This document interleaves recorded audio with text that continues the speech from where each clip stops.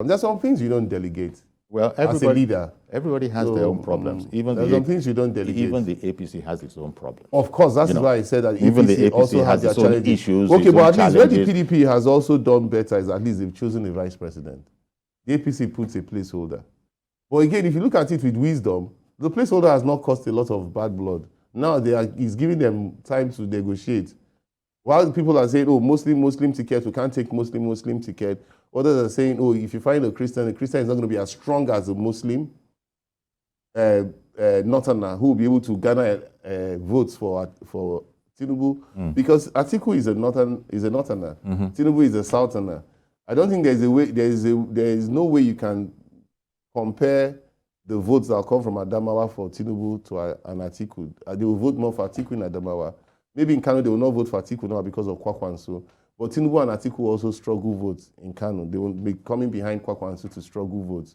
Maybe in Katsina, because of Buhari now, they will vote for Tinubu. You understand? Of course, Tinubu in the Southwest, you expect him to do excellently well in the Southwest. Then in the South-South region, where Atiku is expected to do excellently well, that is the region now that is in turmoil. Well, that is where Wike comes from. You could even say... Apart from Delta, where Okowa is expected to deliver on whereas it's a headache to the PDP, the Board of Trustees chair and the chairman of the party, I imagine APC is just looking at all of that and chuckling to itself, saying, it's okay, just no comments, just let them continue. Because, pundits can see that if they don't sort this out, it is working very much in favor of the APC. But I'm sure APC will be missing Lai Mohammed as their spokesman now. Because when he was their spokesman, what he will be doing at this point in time. But to go back to something you pointed out, Alhaji Atiku, he set up this committee to help him make the decision. Yes.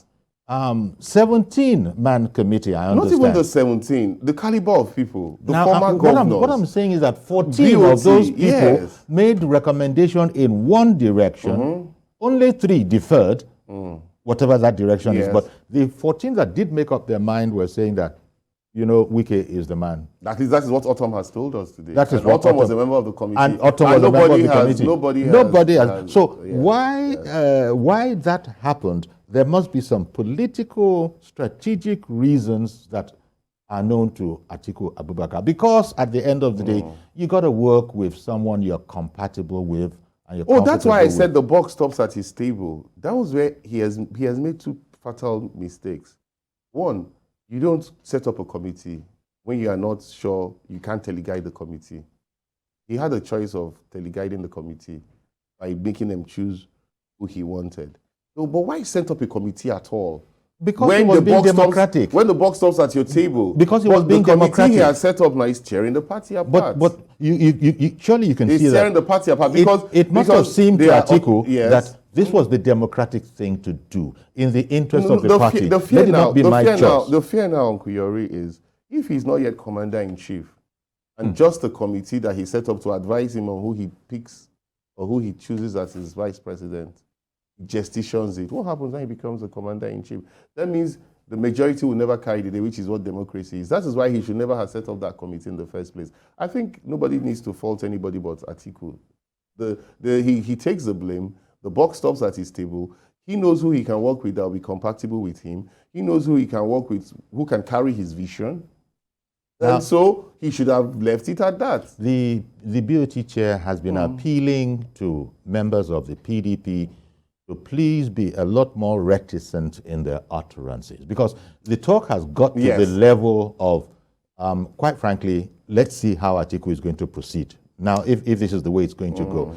So it just very well could end up, maybe getting ahead of myself a bit, it could end up costing the PDP very dearly. If you remember what was the problem we had, it was when Amechi had 16 votes and Jang had 9, and 16 became greater than 9.